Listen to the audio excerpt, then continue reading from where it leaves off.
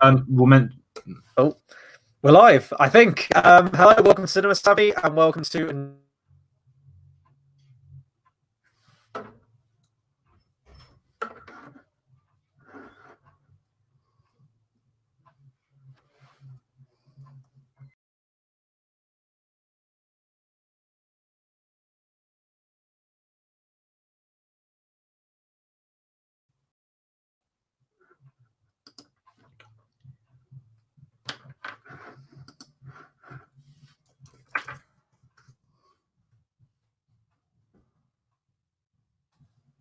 Is there anyone in the comments?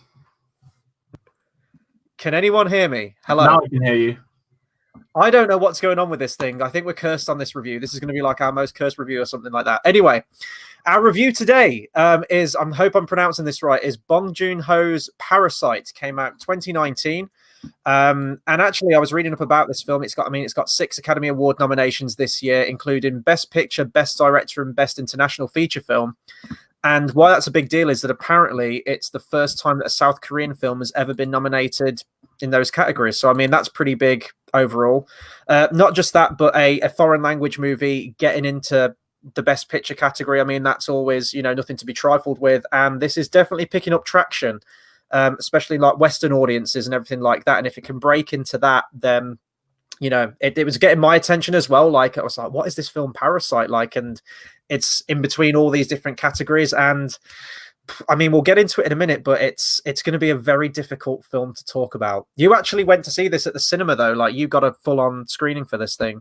Yeah, so Cineworld did an early screening for some members. So I was able to go last night, and I've never seen a foreign film at a cinema. I've seen many foreign films, just not at a cinema. I'm very strange. I do like to sometimes say I'd much rather watch them at home when it's daytime, just because you can concentrate a little bit better than a dark room. But this was well worth it. It was almost sold out. And you're right, this one was of hype. It won Palme d'Or at Cannes, which is their version of Best Film. And a lot of the time, the Palme d'Or winners don't really make it to Oscars because they can be not up for themselves, but Cannes is Cannes. They take pride in being their own little festival. However, this one has had a ridiculous amount of hype. People spoke about this for months. And the problem with hyped up films at this time of year, more than any other time of year, is a lot of it's just marketing for their Oscar push. I will look at a film in February and I think it's better than when it is in August because it's being released around Oscar season. And that's not like prejudice or anything. Because you're watching so many Oscar-y films this time of year, I'd naturally just take them in a bit better. This is one of the few ones that's kind of delivered to that hype, but to a different level of hype. I kind of met you. This felt like an experience watching this. Yeah, you were really cryptic when you came out of it, which got me excited more to see it. And also the fact, like, going in, I think you were told, like, you were telling me before we went live, you were told a little bit about this film, like kind of the tagline, sort of like what it was roughly about. I went into this completely cold, but yeah, no, I agree with you. It was definitely an experience. It's a film that, I mean, the basis of the plot, I guess we can say there's a very sort of a poor family, sort of just low income poor more so than, they're homeless and stuff. They do basically live underground in a sewer. And then they parasite, basically, if you know what the word parasite means, they kind of eventually go to leech off a very, very, very wealthy family in a beautiful house, which has literally got an Oscar nomination for production design due to this house. And that's as much as I'm going to say about the plot, because I definitely recommend knowing as little as you can to go into this film. But I don't even think how to carry on. This is what I mean. This might be one of our shortest reviews as well, because I don't want to spoil anything either. And it's going to be difficult to even talk about any of like the integral like themes or crux of this movie without giving anything away, but I'm going to do my very, very best. First off, just going to the director, Bong Joon-ho. A lot of his films, like I've heard mention about and getting hype with Western audiences as well. 2017's Okja, which I still haven't seen. Vividly remember seeing the poster there and everyone talking about it around that time, and that it got, I think it was, may have been the same film festival actually, like standing ovations and everything like that. Oh no, Did it get booed? Did you say because it was a Netflix It got booed movie? because it was a Netflix. It got booed before it started because it was a Right. Netflix film, which is But the then most. after that, when it was released, I think a lot of people, I think it was like really highly rated percentage wise. I know a lot of people were talking about it. And also Snowpiercer, which again is a film I haven't seen. Heard great things about it. Never seen it. So after watching this movie now, it's definitely sparked my interest to go back and watch some of his other movies. Once I've got all these Oscar ones out of the way, my viewing time is kind of dedicated to that at the moment. But this is just a beautifully directed, shot, acted movie. And it's really a film in two halves. And it's so difficult to talk about this movie. If I'm going to compare it to another foreign language movie, I'd probably compare it to a Japanese horror film called Audition, which came out in 1999, which I watched on a recommendation. Again, sort of like this film, go into it knowing as least as you can about it. Me even talking about this now is probably too much information, but that's definitely like this, a film in two halves where it takes you on this journey for the first half and you think you've got it all sussed out. You think you know what kind of movie it is. And then midway through, it throws you for a complete loop. And it's a very, very different movie. And maybe to a lesser extent with this one. But this film goes places. It's so difficult to talk about. This might be the most difficult film out of this Oscar year to talk about. Yeah, I mean, the Oscars live should be better because we can all talk in detail because people aren't watching unless they've seen it. But what I will say is that it feels like, not I said experience, it feels real. This kind of feels like something I could see happening in one part of the world, one family going into another in a local area. And it feels like it's been written so well. Even the lines of dialogue, we talk about people like Noah Baumbach, Tarantino, when they do dialogue, it feels like normal conversation. And there's such a simple logic. It's so hard to write in film because so many films end up just writing lines and lines about the plot. This film feels like a normal family that are in this situation. And when they've got family scenes around dinner, there's no let's advance the plot eating our food. Of course, there's little bits of that. But, when it starts with them just looking for Wi-Fi or discussing stuff on WhatsApp, and I think by bringing this kind of real dialogue into it adds to the lifestyle aspect of the family, adds to the lifestyle of the richer people and how it comes together. And, there's not a whole sort of socialist, none of that kind of over-the-top elaborate words. I'm seeing people describe this film as there's no kind of reasoning saying it's an expose on rich and the poor. It's nothing like that at all. This film is just a very, very well written drama, and as you said, it delves into everything. Part of me wants to say it's a bit of a heist film, a bit of a horror film, a bit of comedy, and it's got everything going in its favor. And it's the fact it can do it at the click of a fingers. One moment you've got something happening, click, the entire film changes. Yeah, and it happens 2-3 times, I would say.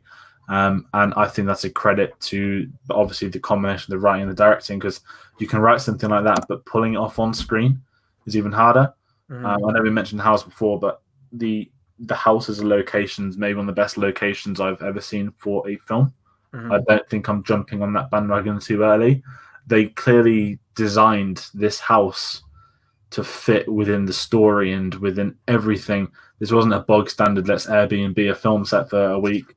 This was somewhere that was created for this film, Mm-hmm. and you can see why, as beautiful as it is, it builds to it. Yeah, and I mean, there's shots in this house as well. I mean, you get like the lavish, how it's furnished and just like the shape of everything, the lighting and everything like that, and how everything's laid out, how everything's framed. And then there are some aspects to the house which are quite chilling and almost feels like you're watching a Saw movie in some parts. That might be going too much into it, but it really does give you that sense of scale to the house as well. You have the poorer family at the beginning. Their house is very cramped. They're sort of like hunched over a toilet in the corner for the Wi-Fi, sort of all sitting on ground level and everything like that. And then you get to this huge, expansive house, and it really does like show that different sort of class system, different lower class, upper class, and the wealthy, rich, and the poor. And that's probably one of the biggest themes in it, absolutely. And inherently, like, this film to me is more just like a cautionary tale. It almost feels like quite fable-ish in a way, sort of like man's overreach, greed, everything that comes with it. And there's quite a neat little like an item that follows the characters throughout the film, which is kind of where really the entire theme of the film comes from, and what that symbolizes and the journey that goes throughout the film was very interesting to me. So I like that. Not just that too, there's some like political commentary in there with North Korea, South Korea. That's definitely present in the film too. There's a lot. This is like one that there's probably a lot more in there. Like I'm probably gonna have to do a couple of viewings of this film, but you could probably really analyze this film deep. Like I do think there is a lot going on in there in the structure of this film, and everything has a purpose to it. The ending, I don't want to spoil it, but you mentioned that it feels very real. There are some parts to me that feel very surreal, kind of in a way like Scorsese's Taxi Driver, where I know a lot of people have talked about, or more recently another Oscar film, Joker, where they've deconstructed the ending. How much of this is true? Is something of this like a figment of someone's imagination? Is it hyperbole? Has it been blown out? Can we trust what we're seeing? And I do think there are elements of that too. Because there are some moments that are very, very outlandish and very, very strange and almost comedic in how surreal they are. This is more towards the back end, and I don't want to talk about it in depth, but if anyone's seen it, I'm sure they know what we're talking about with this. Yeah. It definitely does. I'm trying to think where I take it. It's probably going to look back as one of the worst reviews I've ever done, because we can't really say anything. No. I didn't really notice the soundtrack. I'll jump into the actors. Obviously, I've not seen many South Korean films, so I can't, which is actually really nice, because these were all new faces to me, people I've not seen before, which I think added to the illusion, but added to being a film we spoke in 1917, that, going for unknowns is better. Going for people I've not seen in a film can often help. And it definitely helped in this case. Whether that's some lazy and don't know enough about South Korean cinema, that's on me. I understand that. I'll take that. But everyone was great. The cast seemed perfect. There was nobody that didn't suit the role they took on. And that's a combination of, again, going to the writing of the characters, the performance of the actors, the actual what the characters are there for. Some characters have traits which lead them to certain parts in this film, in this journey. And, it could have been easy to have written one the wrong way around, but everything was there for a reason. And not a single character in this film is wasted. And I guess in theory, this is an ensemble piece as well. I mean, you've got two families and some more individuals that are involved with the house as well. Like a housemaid is an example. When you've got so many people like that together, and each one having their own arc within an arc, it's like the whole donut hole within the donut from Nice Out. There's so much going on, and you're right, this needs repeat viewing. So I came out that cinema last night, and I kind of messaged, like, it's an experience. Like, I don't really know like what to say. I messaged one of my friends that had seen it. I think the confusion comes from just like the different like tones that this movie goes for, and the genres. Like we said before going in, like it's classed as a dark comedy thriller, but as you said, there's elements of horror in there. There's drama. There's like a love subplot in there as well. Like it's a very small part of the film, but it's still in there. So there's a lot going in. So I think all those things culminate into this isn't a negative saying like there's too many things going on, like a confusing experience. But when it hits the ending and those credits go up, I like messaged you straight away. I was like, I didn't know how to feel, because it's very strange. And another thing as well is knowing, because as you said, there's two families and then there's some other individuals. And it's knowing who to root for, because none of the characters are wholly good, really. Like you think you've got it sussed, you think you know who you're rooting for, and then it'll throw some interesting themes in there, and everyone's sort of like morally grey in some way. And even when there's characters that have been written as this really nice person, particularly from one of the other families, and when you get to not the ending, but these kind of ideas that are there in concept that are a stereotype, they eventually come into play, whether it's the last minute or halfway through it, and it does such a good job of going into that. It's definitely, I think, a film that repeat viewings will benefit it, not from the fact we can't really speak about it much, but I can imagine knowing what happens and going into this film after will be very interesting, seeing what was set up before it was set up for that first viewing. I think there's so much to take in with it. As you mentioned, the house and the cinematography and the way it's shot is so bad, and even the lighting, There's not a single wasted set. Even like we don't really shoot words like mise en scene much, but everything is there for a reason.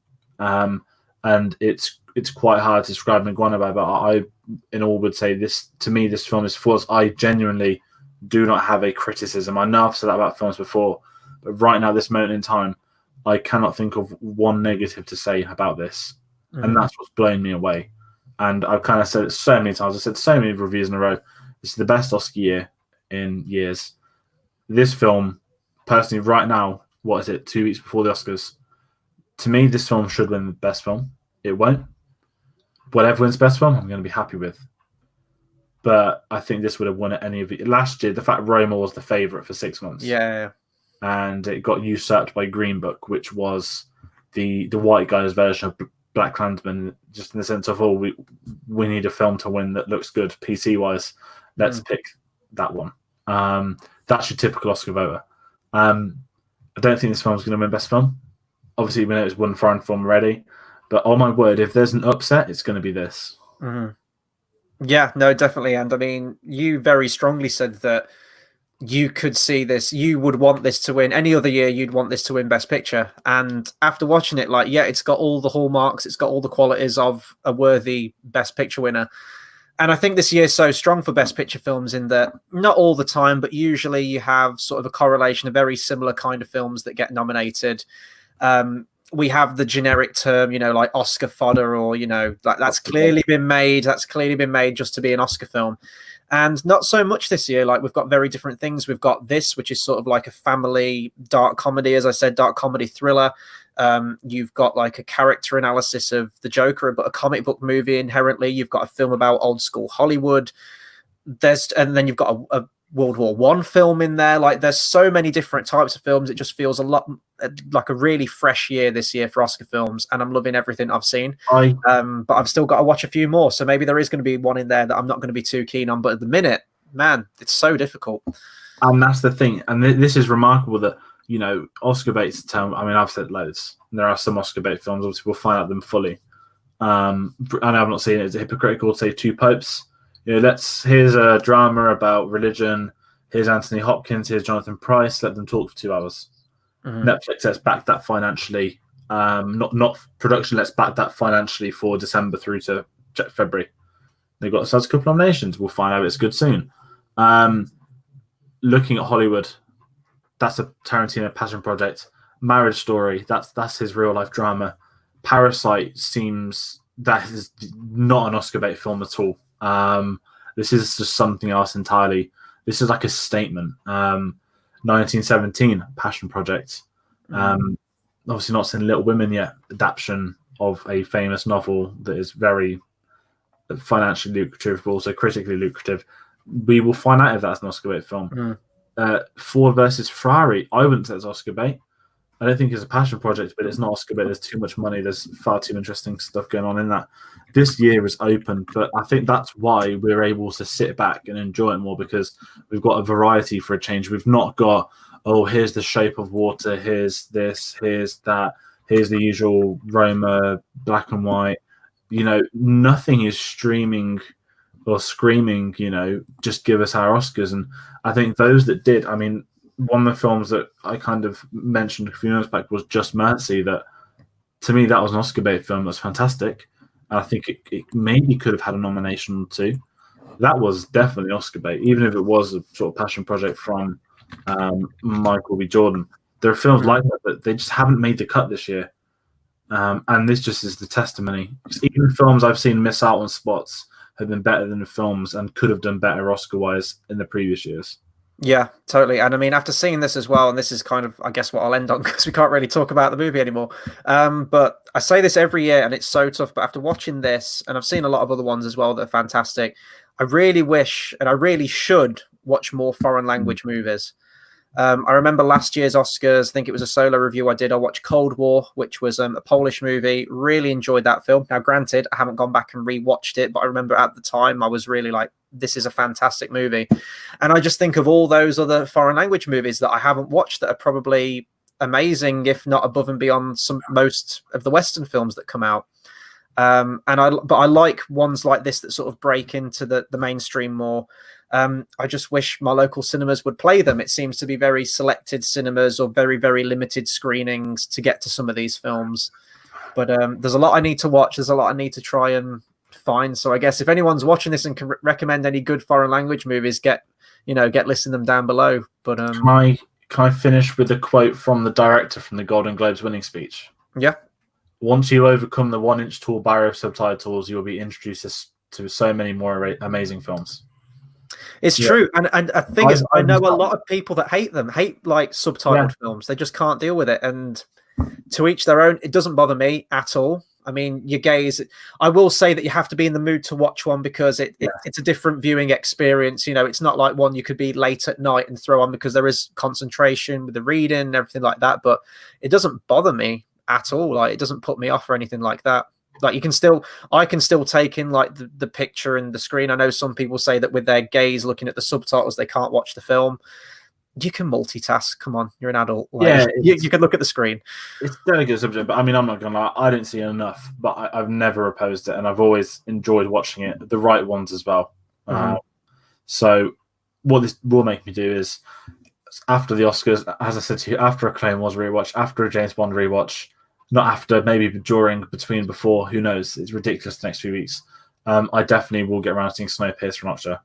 Snowpiercer, I remember that came out. That had a lot of hype in it. Never, ever got a UK release date, a UK DVD date, a UK Blu-ray date. Nothing. It was ghosted from UK. And, you know, I think sometimes that does come... We are a smaller film, I guess, box office than obviously America and China and stuff like that. But the amount of films aren't shown because they're foreign in England is an issue. And I'd like to see more, but also I should go on my way to see some more. So it's a bit of both.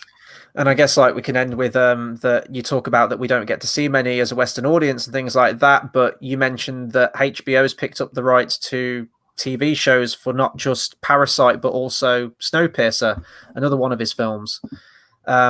I don't really know how I feel about those sort of like US or UK remakes of foreign language films. I haven't watched the Girl with the Dragon Tattoo remake. I know we had Old Boy as well. A lot of these films come out and I'm just thinking, well, if they're good foreign language, but that's me as like a film fan. Like, I would gladly go out of my way and watch the original foreign language film, but, you know, average Joe who's going to the movie theater probably won't. So yeah. Yeah. My hope is, I know this is jumping off the bandwagon for Parasite. I know that the Bong Joon-ho is attached to it, and that he's going to produce it, and he's got all these ideas that are still lying around and stuff. And the problem is, this film is not just a critical success, but popular. Every single actor will be contacting their agent to get on the phone to HBO to cast them for this. The producer they've already kind of tagged in line is, I've forgotten his name, who did Vice and loads of comedies. He did Christian Bale in a lot. Wouldn't be surprised if Christian Bale ends up in it. So I think there'll be a lot of actors desperate to be in this, which is also an issue because that can really take care of it if you just have big names in all these slots because it's a big remake. Then again, it makes me a hypocrite because The Departed is one of my favorite films.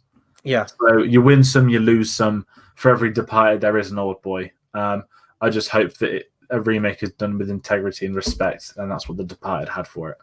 Yeah, definitely. So it's probably not going anywhere, but obviously on the Oscar live stream, I think we should probably talk about this movie a lot more. Tate's seen it as well. He loved it.